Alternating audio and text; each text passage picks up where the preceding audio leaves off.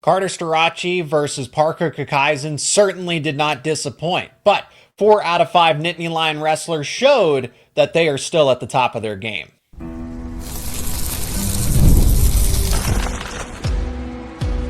You are Locked On Nittany Lions, your daily podcast on the Penn State Nittany Lions. Part of the Locked On Podcast Network, your team every day. And as always, thanks so much for making Locked On Nittany Lions your first listen and watch every single day. We are free and available wherever you get your podcasts, including YouTube. My name is Zach Seyko. I am your host of the show, and this is a rapid reaction and instant recap for the NWCA All-Star Classic, as 4 out of the 5 Penn State wrestlers that competed came up with a victory. Beau Bartlett was the lone wrestler, but we're going to go through them fairly quickly to talk about the results, beginning with Carter Starocci and Parker Kakaisen. That matchup alone, strategically saved for the end as the main event. I mean, how could it not be? Two national champions from a season ago, and Carter Starocci bumping up to Parker Kakaisen's weight class. And I think the whole setup was masterful, because Starocci is going up to 184, where Kakaisen just won the title, going into his weight class, and Kakaisen gets bumped down to 2. Now, I agree with the move, but the setup was just the setup. You couldn't have asked for a better setup and a build up to this event. 1-1 into sudden victory, going down to the wire of that sudden victory period, and then Carter Starocci gets that takedown to seal the deal at the edge of the circle. It lived up to the billing, because it was two elite wrestlers that would not give in. Whenever Carter had a good shot attempt, Parker was able to counter. Same deal. I thought there were times where Kakaisen had Carter Starocci, and I'm thinking to myself, okay, this is the move. Are you either A, going to be able to get out of it, which he did every time, or B, are you going to be able to respond and get a takedown of your own? Because in my mind, one takedown is going to win the match. One takedown was all it needed, was all this needed, and Carter did just that. But I think the bigger picture here is that Starocci, without a doubt, is the best wrestler, and there's not anybody that can challenge him. I mean, certainly Kakaisen challenged him, made him work for it, but Carter just continues to knock off champion after champion after champion. Seriously, this was pointed out online, his last 4 bouts, he has taken out 3 former national champions: Mekhi Lewis, Shane Griffith, Rocco Welsh. He met in the championship, and Welsh doesn't have a decorated collegiate career yet. In time, and I know Welsh is redshirting, but in time, Welsh will have the accolades. That's an up-and-coming talented wrestler out of the state of Pennsylvania. Mind everybody, too. And now Kakaisen. It does not matter who Carter faces. He is defeating the best of the best. And then, on top of that, his defense is unparalleled. It's the fact that he shut out Mekhi Lewis. It's the fact that he shut out Shane Griffith. It's the fact that he shut out Rocco Welsh. And then if it wasn't for the one escape point, you would have had a shutout against Kakaisen as well. Starocci's defense is tops. Kakaisen's the only one to score there. And remember, Starocci did all of this on a bad leg. Those opponents, those former national champions that he defeated the last postseason, they were all, when it was Carter Starocci, not at 100%. So Carter Starocci at 110% is better than all the rest, and there's a clear gap between the rest of the competition. But even when he's on a bad leg, he's still better than the other best of the best in that group. So Starocci and Kakaisen lived up to the billing and kept you on the edge of your seat, and it went down to the wire. And like I said, Kakaisen had some really good shots. I thought Starocci was going to give up a takedown at point, but silly me for thinking that he was going to give up any offensive points there like that. Kakaisen with the lone escape point there. Shayne Van Ness, Tyler Kasak, Levi Haines all winning their bouts. Beau Bartlett was the only lone wrestler to drop to Jesse Mendes. Let's go to Shayne Van Ness, because that was the widest margin, 16-4. Season-ending injury. How is he going to respond? Is he going to need some time to shake off the rust? I mean, this is number 3 Ty Waters, for crying out loud, of West Virginia. Sure, Tyler Kasak defeated him, but Waters is, again, there was no matchup that was clear in one favor of a wrestler except this one. Shayne Van Ness looked like he was on a different playing field. It looked like he was in his own category. If you had any doubts, now I thought that Shayne Van Ness would win, but it would take, hey, let him get settled in first period, second period. He came out firing on all cylinders, had 6 points right out of the gate, was able to get a takedown and some near fall points. Ty Waters, Ty Waters had no answer for Shayne Van Ness. Van Ness was faster than him, quicker than him, stronger than him. Waters was completely worn down by the end of that bout. So at 149, it's going to get interesting. I think that's a loaded weight class, a lot of talent, and a lot of it's all condensed to those. I think there's really 6 realistic wrestlers at 149 that can contend for a national title. But Shayne Van Ness has left no doubt in my mind that he is the favorite. He is going to be this is his, I don't want to call it a revenge tour because there's really, but this is, he reminded everybody, and that's why I started off the show the way I did, because there was doubt. And don't get me wrong, I thought that it would be a slow start, but strong finish. No, it was a strong start, strong finish across the board for Shayne Van Ness. 16-4 major decision when he's ranked number 2 and Ty Waters is number 3. Coming up on the other side of this break, we'll talk about those other 3 results. Levi Haines changes the weight class, but him as a wrestler, he is still the same. Tyler Kasak gets a win, and he might not even wrestle this upcoming season. Beau Bartlett still dealing with the giant that is Jesse Mendes. We'll recap it all on the other side of this break. And today's episode is brought to you by 5 Hour Energy. Our friends over at 5 Hour Energy know that being a passionate football fan isn't just a hobby. It is a way of life. It takes a lot of energy to power through all-day tailgates, touchdown celebrations, or that agonizing second overtime, which is why they've created the Stand the Fan 5 Hour Energy Shot with a special flavor called Fan Fuel, the energy shot made just for super fans like all of us. The fans who are first in the parking lot, who are last to leave, we see you. You know what gave me a bit of fan fuel this week? Tyler Warren's performance. 11 touches, 190 yards, 2 touchdowns.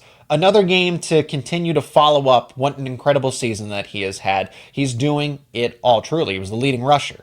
So Tyler Warren providing that fan fuel this week. 5 Hour Energy knows that no matter what team you root for, being a fan requires heart, soul, and a whole lot of energy. Whether you're prepping for the big tailgate or ironing your jersey, your game day to-do list is always a mile long. That's why the limited edition Stand the Fan 5 Hour Energy Shot is here to help keep you fueled throughout the season. What's your fan fuel this week? Whatever it is, do it with a 5 Hour Energy. Available on 5hourenergy.com and shipped nationwide. Today's episode is also brought to you by Game Time. You got to download the Game Time app because buying tickets to your favorite events should not be stressful. Game Time is a new feature called Game Time Picks. It makes getting tickets to see your favorite teams play live even easier than before. Game Time Picks, what does it do? It filters out all of the fluff to only show you incredible deals on incredible seats so you don't have to waste time searching through thousands and thousands of tickets. Let's look at some tickets for Penn State versus Minnesota on Game Time. You can go to the Game Time app or go to gametime.co on your browser. And I have tickets pulled up for Penn State at Minnesota. All-in pricing included here. Super deals and amazing deals already showing up at the top of the Game Time list. The super deal here. All-in pricing in section 113, row 19, $77 a piece, so no surprise fees at checkout. If you're looking for just the lowest price, upper corner of the stadium, section 219, row 20, $44 all-in pricing. Take the guesswork out of buying tickets with Game Time. Download the Game Time app, create an account, and use promo code LOCKEDONCollege for $20 off your first purchase. Terms apply. Again, create that account and use promo code LOCKEDONCollege for $20 off your first purchase. Download Game Time today. Last minute tickets, lowest price guaranteed. Picking back up with Levi Haines, it was business as usual. Looks exactly as he is at his core when he's whether he's at 157 pounds or 174 pounds, Levi Haines still operates the same way. And Cade DeVos is no slouch. I would have liked to have seen him wrestle a Rocco Welsh because it's Penn State, Ohio State. Rocco Welsh was the runner-up a season ago, but I think DeVos is, of course, like I said, it's not to be disrespectful to DeVos, but I think there's a lot of other storylines you could have had here between Levi Haines and the national title runner-up and somebody that wrestled Carter Starocci and lost. And then there's that Penn State, Ohio State factor in it as well. But DeVos, I mean, he kept it close. It took time for Haynes to get into his groove, but I think that's Haynes at the core of his wrestler. He's not somebody like a Mitchell Messenbrink that it's just total overload, system overload when you're the opponent. You're getting battered, you're getting attacked with all these offensive points. Haynes bides his time, wears you down, exceptional defensive wrestler. So it's just kind of a difference in styles. And Levi Haines took control there at the end. So it took until the third period because it was fairly close, 2-0 margin, and then Haynes closes it out in the third period. But DeVos had no answer. Even if that was 2-0 or a 3-0 deficit and it finished that way, I still would have felt the same about the result because I did not see an opportunity for DeVos to get any points on Haynes. I thought this would be, and I gave DeVos 2 points in my prediction. I thought it would be 8-2 Levi Haines, but Haynes doing what he does best, wears down the opponent, eventually gets them to break in the end, and that's where Haynes is able to capitalize. So he's a patient wrestler. Above all else, I think that's the best part of Haynes' game is that he's patient, he's defensive. It is rare that an opponent can score any points, but a significant amount of points on Haynes as it is. So it's all translating. I didn't see any difference between what he was doing at 157 versus 174. And I'm eager to see when, as more competition rolls through, if he's doing this against DeVos, who is the preseason number 3 wrestler. He's already beaten Keegan O'Toole. Yes, Keegan O'Toole in the freestyle circuit during the world team trials, defeating Keegan O'Toole convincingly. There's no doubt in my mind that Levi Haines can go for his second consecutive national title, third consecutive appearance, second national title victory. Let's jump to Tyler Kasak because Kasak put on a good show, right? It wasn't a dominant victory. 4-2 at the end, had the right, another patient, wear your opponent down, defensive. A lot of these Penn State wrestlers have all of that in common. It seems like Mitchell Messenbrink and Shayne Van Ness are the exception there, but those guys being patient and waiting for their time to really attack. Tyler Kasak falls into that category as well. And just might not wrestle this season. Might end up redshirting. I can't guarantee it just yet because I'm eager to see what lineup is rolled out there. I don't think if I had to give my best answer right now based on Alex Facundo cutting weight. We know that for a fact that there is an open competition at 157 between Facundo and Kasak. And from what we've gathered, the rumors that are circling about is that Facundo is the favorite to take the starting spot, and he doesn't have a red shirt anymore. He's already redshirted. He took the Olympic red shirt, so both of his red shirts are gone. Tyler Kasak has that available to him. So there's no shame in Kasak taking the red shirt here, and Facundo, at this point in time in 2024, might just ultimately be the better wrestler. And that is crazy to think when you have Kasak, who went on the hot streak in the postseason, ended up taking third, defeated somebody like Ty Waters and Ridge Lovett along the way, right? Ridge Lovett, who made it clear, hey, Tyler Kasak, you're still a true freshman. And then he redeems himself in the postseason and goes on to defeat Ty Waters, finishes third. He's moving up to 157, but Alex Facundo in Penn State's own mat room happens to be the only one that stands between Kasak and potentially chasing a national title for himself, because Kasak is a title contender at 157, but so is Facundo, and Facundo might give Penn State a better chance at that there. You also have the flexibility with the red shirt, so logistically it makes sense for Penn State. It's also just simple as Facundo, it might just be better than Kasak right now, and that's saying something. I like Kasak's. Kasak got the opening takedown, was up 3-0, got the riding time point secured. It was a solid match against the number 5 wrestler in the country in Peyton Keller of Ohio. I don't think that's enough to change Cale's mind, and they're more concerned about what's happening behind the scenes in the mat room, head-to-head between Facundo and Kasak, because they know that Kasak is better than this other competition. But is he better than the guy that is standing across from him at Rec Hall day in and day out?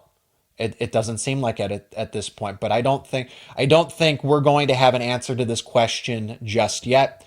I think Kasak's going to be given the opportunity to try to redeem himself again, as we've seen that. He's the comeback kid, truly. But as of right now, Facundo is in the lead for that spot.